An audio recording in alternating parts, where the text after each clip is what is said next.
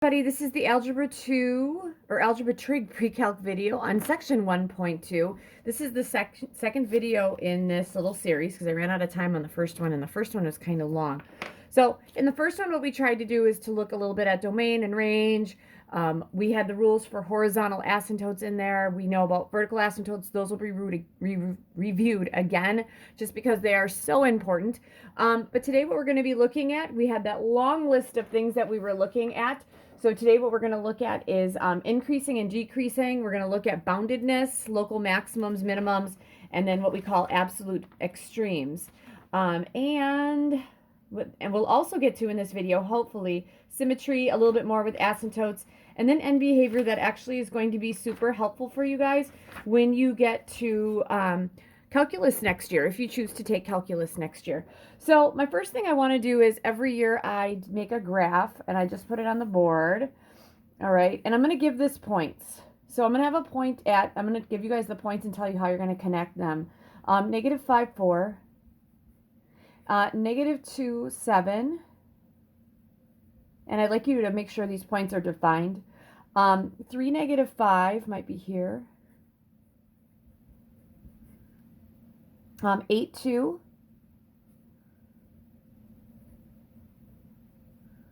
And then 9, 1.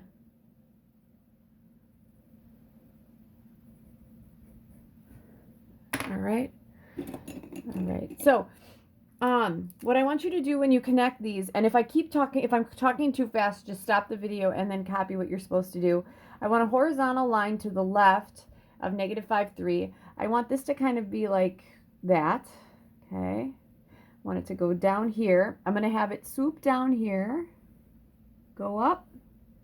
We're going to swoop down here, go up, and then we're going to bounce at 9 and go off to the right. And honestly, they don't have to be smooth. This doesn't have to look, they could look like absolute value, which would end up being like a V. All right. So what we're going to do here is that increase, we're going to look at where a function is increase, the intervals of increase. I probably should put intervals of increase.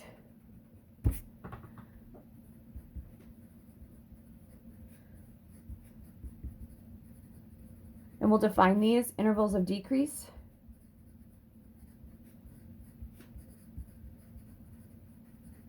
And intervals where it is constant. And actually, rather than saying intervals of where it's constant, I'm just going to say constant intervals. You could say increasing intervals and decreasing intervals. I'm just trying to make sense of this.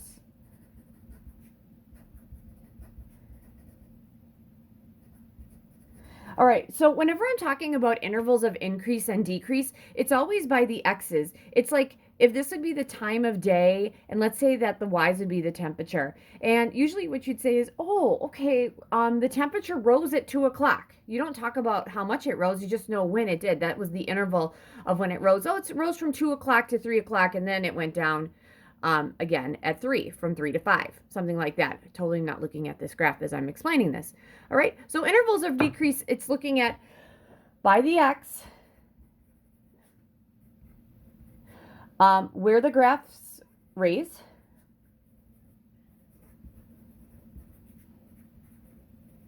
and this is always right or left to right, just like you're reading. Sorry, left to right, because we're going to do these all left to right. Which means that the intervals of decrease, this is by the x's, where the graph falls from left to right.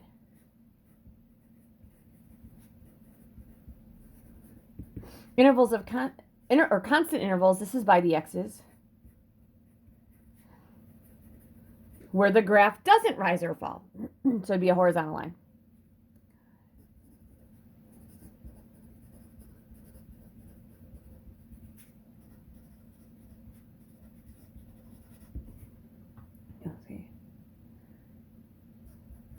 So we're going to have increasing intervals, because we'll look at this guy, decreasing intervals,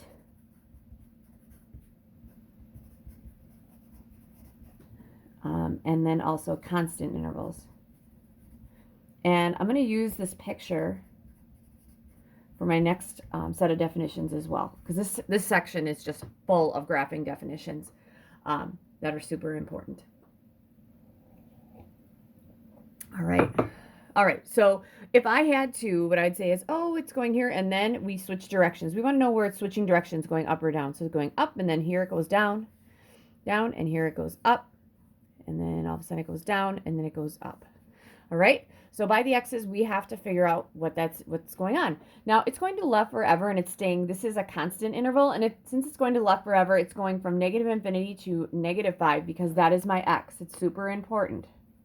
It's almost like a number line. So constant intervals, -infinity to -5. -infinity should be in parentheses. -5, you guys, I've talked to a lot of calc, or a couple calc teachers, and the ones I've talked to say that these should always be in brackets.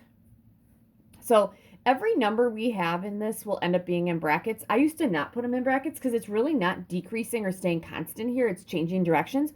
But I was told, put a bracket around it. So that's what I'm going to do. All right, then it looks like from -5 to this x is -2, it's increasing. So it's increasing from -5 to -2. Again, these are going to go in brackets just because that's what I was told to do. And you know what? I want to get you guys ready. All right, so then it's going to decrease from here to here, and that's where the x is 3 here. So it's going to decrease from -2 to 3. Again, all in brackets. Then from 3 to this point here, that's where x is 8. So from 3 to 8, it is increasing. So it's increasing here, and it's increasing from 3 to 8, both in brackets. All right. Then here it's decreasing from 8 to 9. So decreasing, so I'm going to say and. Decreasing from 8 to 9. Those again are in brackets. And then from 9 up to the right forever, which would be infinity, it looks like it's increasing. So that'd be 9 to infinity. It's increasing. All right. So if you have arrows on every end, then all the numbers in the world should be in here. So we go from -infinity to -5, -5 to -2, -2 to 3, pick up 3 to 8, pick up 8 to 9, 9 to infinity. That works. All right. So those are your intervals and increase and decrease. It is always by the x's. Okay. So next thing I want to do is I'm actually going to use this picture because I'm a big fan of reusing things to get you guys to learn something. So this is the picture I'm going to continue using. And in algebra, we should be okay. I know in algebra you guys learned about other kinds of points. And one of the points you could have would be what we call a local maximum or local minimum. So a local maximum point, we call them a local maximum. Okay, a local maximum would be any high point on a graph. So this is any high point on a graph. Now, in the math world, the way we decide a high point would be something like this. Okay, it has to be a point where just to the right and just to the left, it has to go down. All right, we would not call this a high point because it's going up to the right forever. So a local max, it's going to be any high point on a graph. A local minimum will be any low point on a graph.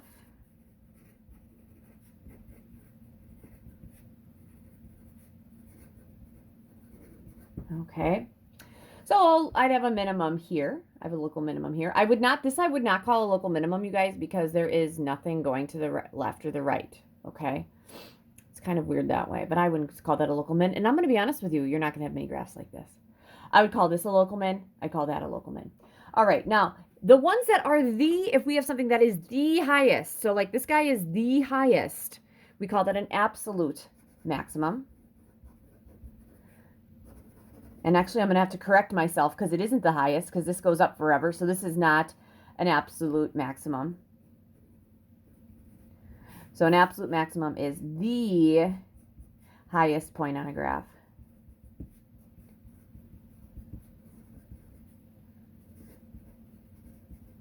And you do not need to make sure, you do not have to have an absolute maximum. You don't even have to have local minimums or local maximums. You don't have to have these things. That means the absolute minimum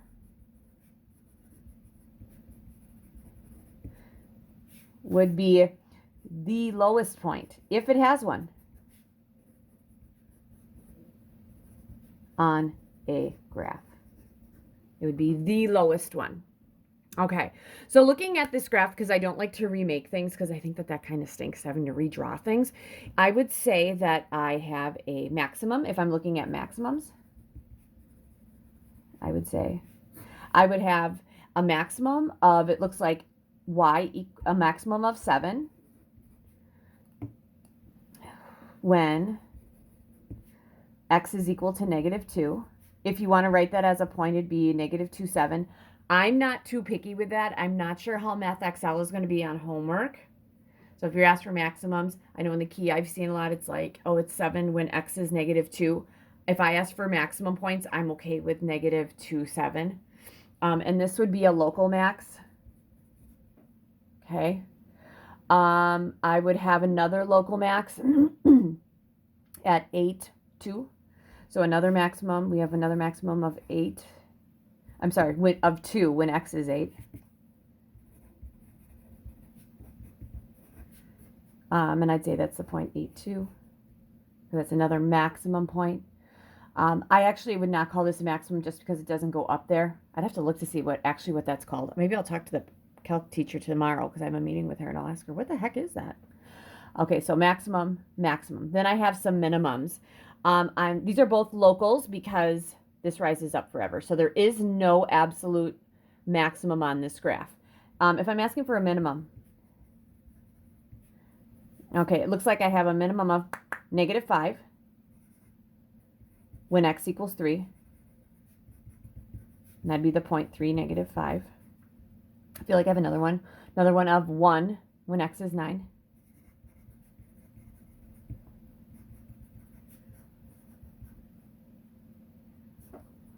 Okay. And again, these are, I have, let's see here, which one would be local? I feel like I have an absolute here. Yep, the 3, -5, this is an absolute minimum. And the 9, 1 is a local minimum.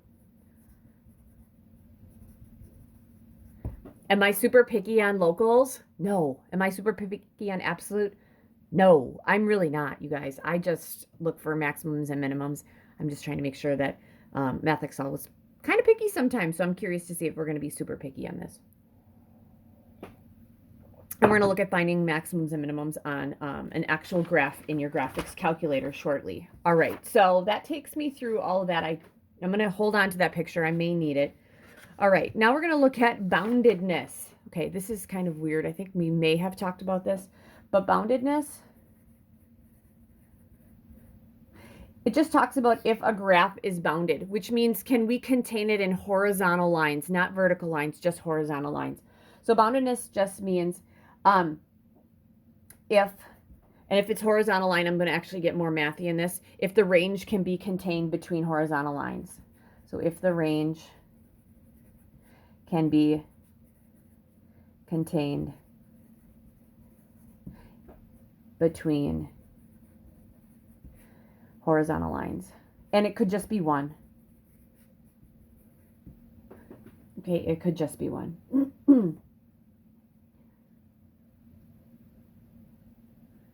All right, so there's 3 things that could happen here. It could be bounded above.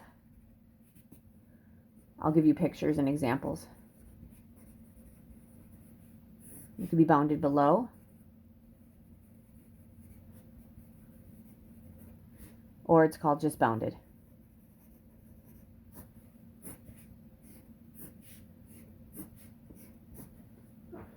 Good, and we can see all that. Sorry, I'm peeking every once in a while. All right, so I have a green and a red pen, and I'm going to end up doing this in green and red. All right, so if it's bounded above, okay, an example is something that means if it's bounded above, that means a horizontal line would be above. So if I drew a parabola like this, you guys, that's bounded above because I can draw a line above it. Sorry, I probably should have had more above. Doesn't matter where the line is, okay? So I can have a horizontal line. If it's bounded below, that means the horizontal line has to be below it. So I could have a parabola like this or anything like that. As long as I can put a horizontal line below it and it doesn't intersect the graph, I'm good. If it is bounded, we're going to get to some fancy graphs eventually. That means that it has to be bounded above and it has to be bounded below. So we're going to have something like this like little wave thing, and it's going to stay between these two lines. It's going to be so much fun because I love them. That's bounded. All right. So those are all of your definitions of things with your graph. All right. So my last example of the day, I'm actually going to use, I think I'll actually have enough room on here, so I may have to shift this up. I'm also going to use my graphics calculator. And I'm going to apologize in advance because I'm sure it's going to not be as clear as it should be because we're so low. So we're going to find all maximum and minimums.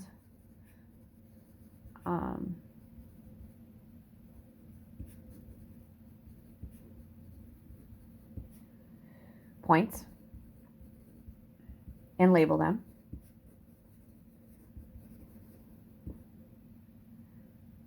As absolute if they are. And find all intervals of increase or decrease.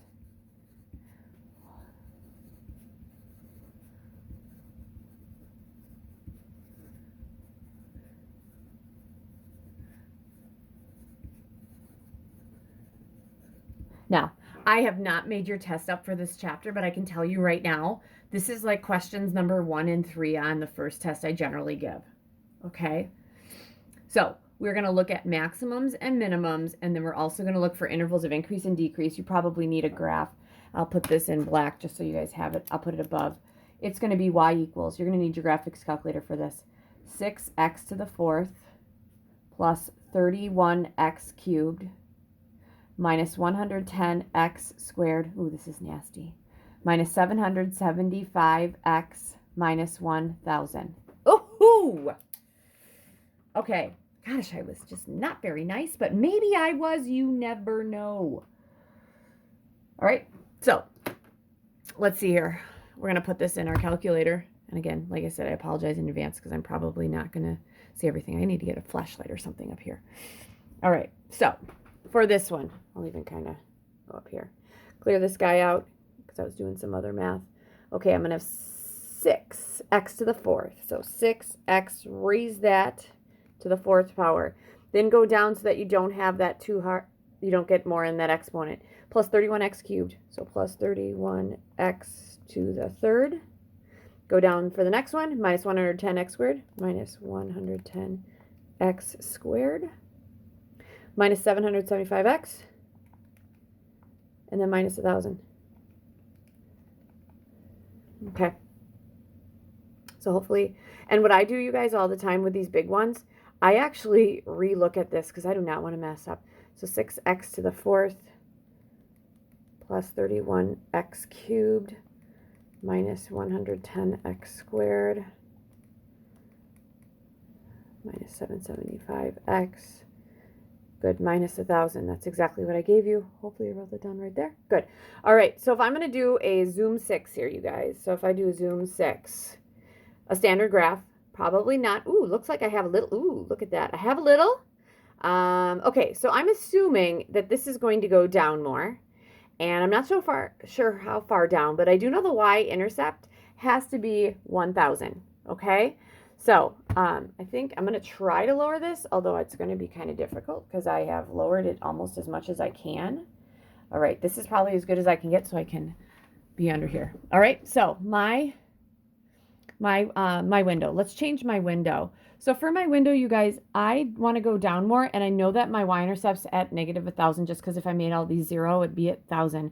So I'm going to actually go down rather than for a y of negative 1,000. I'm going to go 2,000 just in case. Sorry, it's hard for me to see with the glare. So I got negative 1. And then I'm going to graph that. We're going to see what I got. All right. So it seems like that I have to go down. I want to go down more. And I also want to go up a little more as well. Okay. So I'm going to go down to, the last time, what did I do? I went down to 1,000. I'm going to go down to 3,000. And then I want to go above more than 10. I'm going to go 500. I do 500 or just, yeah, 500. Okay. All right. So I'm feeling, I really like that graph. Okay. So what I'm going to do is I am going to take this guy and I'm going to graph this off to the side, okay? And the way I'm going to do that is I'm going to make it look very similar to what I currently have in front of me, okay? And actually, I probably should have this up higher. Sorry about that. Just because my picture has the axis up higher. All right. All right, and here we go. Looks like I have, it's rising to the left, so I have 1, 2, 3. It looks like there's going to be an extra one there, so I got 1, 2, 3, and then 4 x-intercepts. We're going to do something like this. 1, it goes down, then it goes up and then down, then it goes down and then back up. That seems pretty decent to me. And then I'm using my window. My window, you guys, goes from, sorry, -10 to 10 and -3,000 to 500.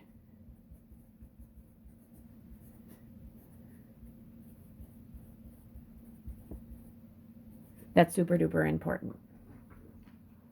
All right. So hopefully I won't try to talk too much because I'm trying to get closer here so I can actually see what I'm doing. All right. So what I need to do, you guys, to find the points that I need, because I need maximums, minimums, and I need intervals. So for the intervals, I need the x-intercepts.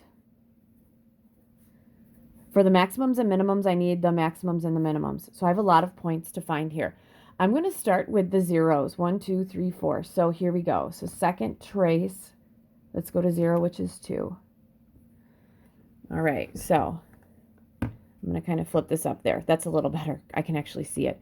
So I'm going to find the guy right here. So I'm going to go all the way to the left. I'm above it. I'm going to press enter, and then I'm going to go below it. Press enter, enter again. It looks like I'm at -5, 0. So this is going to be the point -5. Actually, I'll go on the other side just because I know I'm going to get super congested here. -5, 0. That's that one. All right. Then there's a 0 right here. You guys, I'm going to find that next. So second trace, another 0. I'll go below. Now this one's going to be tricky going above, but I should know because the Y's, I'm going to wait till they get above. There we are, above. That should be okay. I'm praying this works because my Y is above. Press enter, enter again. -2.6 repeating, and then 0. So I'm going to go with, for this one, I'm going to call this -2.670. Then there's another one right next to it right there. Second trace, we're going to find another 0. We got to be above, which I am. And now I got to be below, which I am. And that's at -2.50.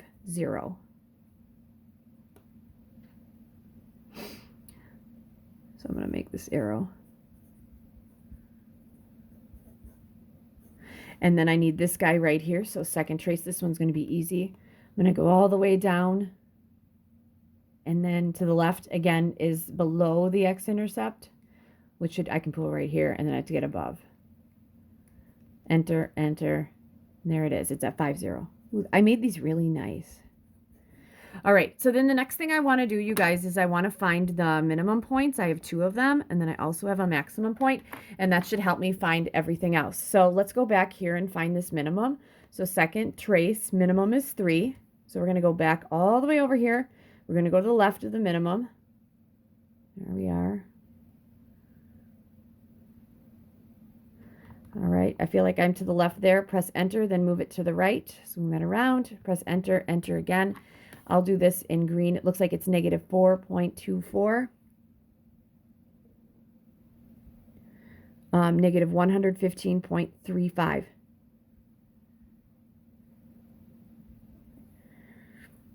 Okay, and then I'm going to find that guy next. I'm sorry if you can't see. So I'm labeling my graph as I go. And then I'm going to find this guy next. So here we go. This is a maximum. So second trace, my maximum is 4. We're going to go to the left of it, which would be anywhere to the left. So I'm the left. I'm going to go enter here. Move it to the right. Press enter here. Press enter again. It looks like it's at -2.58. So I'm going to go with, when I graph this here, -2.58, comma, 0.76. And I'm good with 2 decimal places on these. These we can get super specific, but like I said, as I'm going, I'm labeling these on my graph. So that was this guy, and the last one I'm going to find is the minimum. So that's right down here. So second trace, minimum would be 3. Okay, we're going to go all the way down. As long as you're to the left, you can press enter, and you're going to move it to the right. Press enter, enter again. And then on that minimum, I'm going to make this 2.95 because I'm going to round it. And then looks like negative, that one's kind of hard to see. Negative, I think it's 2,993. Which would make sense because I went down to 3,000. So that totally makes sense. 0.28. All right. All right, guys. So then I have my calculator and all of my points have been listed. I'm going to lift this up just a little bit so you can actually see what I'm going to end up doing here. All right. Okay, so this is what I all have. There we go. All right. So what I'm going to do is I'm just going to start listing things that I need for this question to be answered, and then we're going to move on to hopefully symmetry. Okay, which luckily this guy doesn't have any, so you can't learn it on this one. All right, here we go. So I'm going to start with all the things they want us to do. So first, maximum and minimum points, and label them as absolute value. So, or absolute. So a maximums. Okay, my maximum points, you can do one of 2 ways. I'm going to just label them as points. So my maximums, I should not have any absolute maxes because it goes up to the right and to the left. So this guy right here at negative 2.58.76, that is a maximum. Okay, or we could say we have a maximum at 0.76 when x equals negative 2.58. Either way is fine. Okay, minimums. Minimums, it looks like I have 2. I have a minimum at negative 4.24, negative 115.38. Or 35, my bad. You can list it as a point, or you could say I have a minimum of negative 115.35 when x equals negative 4.24.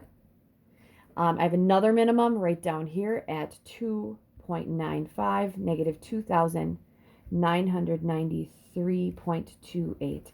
Or you could say I have a minimum of negative 2,993.28. And that's when x equals 2.95. All right.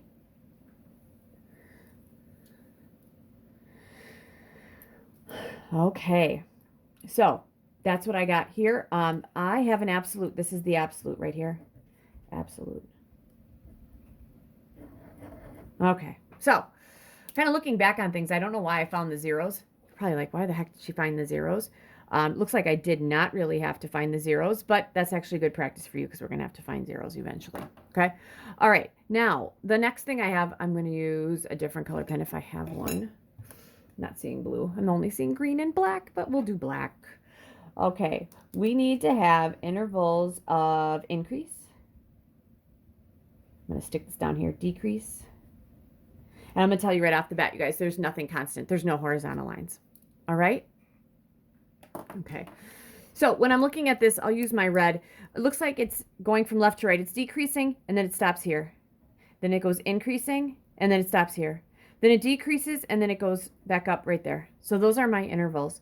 So it looks like it's decreasing first. So from the left forever would be negative infinity to negative 4.24, because that's my x. Both, that's in brackets. The other one's in parentheses. Then at negative 4.24, it is going to raise. So we're going to increase from negative 4.24 to, right here, the x is, I know I shifted it way up here, you guys. It's negative 2.58. Both of those in brackets. Then from 2.58, we start decreasing. So we're going to go negative 2.58. We're decreasing right here, and when my x is 2.95. Both of those will be in brackets. And then it looks like at 2.95, we're going to shoot up forever, which means we're going to increase. So this is going to be, we should probably and between here and an and here. And that's going to be what? From 2.95 to infinity. it's going to rise up forever. All right, those are my intervals. Again, I apologize. I didn't even have to find zeros, but it's good practice to find those zeros, okay? So that's one of my questions that I've seen in the past, all right? Okay, so that brings me to half an hour. Makes sense because that's about as long as yesterday was. This guy we should hopefully not take too long on. We're going to look at end behavior very quickly and symmetry. So last thing we're going to look at is symmetry. And then we'll look at end behavior, and that's a calc kind of concept. All right, so in this part, we're going to look at, this is the final one, we're going to look at symmetry, asymptotes, and end behavior. We've already kind of looked at asymptotes. So if we're looking at symmetry, that means you should be able to divide a shape into two congruent parts. So symmetry means you can divide a shape into two congruent parts. All right, we're going to have certain kinds of symmetry here. Sorry, we'll shift this up a little bit. There we go. Okay, so we are going to have a couple different kinds of symmetry here. We are going to have vertical symmetry.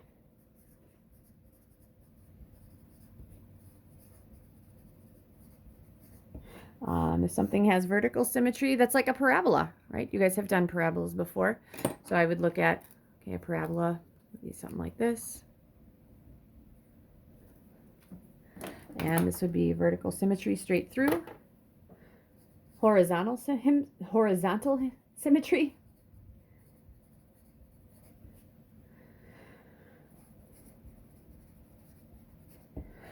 All right, we will get to something like this. This is a parabola as well. CPM calls it a sleeping parabola, but we can have parabolas that go in this direction. It's not a function, but it does have horizontal symmetry because it goes straight through there. All right, so those are the kinds that you could have. Now, there's also other kinds of symmetry, and that's where we talk about different kinds of functions. A function can be even, odd, or neither, okay? So an odd function.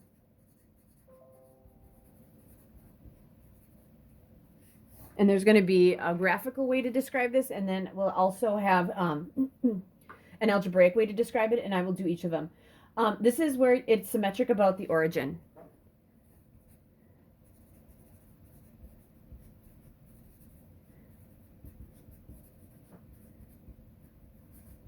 And we're just going to do an example, and I'll show you in a second. This is where f of negative x equals the opposite of f of x. That's what you do algebraically. An even function, this is going to be symmetric about the y-axis. All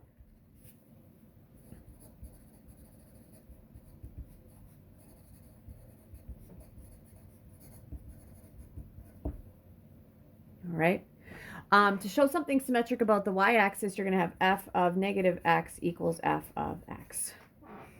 And if it's not most graphs aren't symmetric about anything, you guys, so it's going to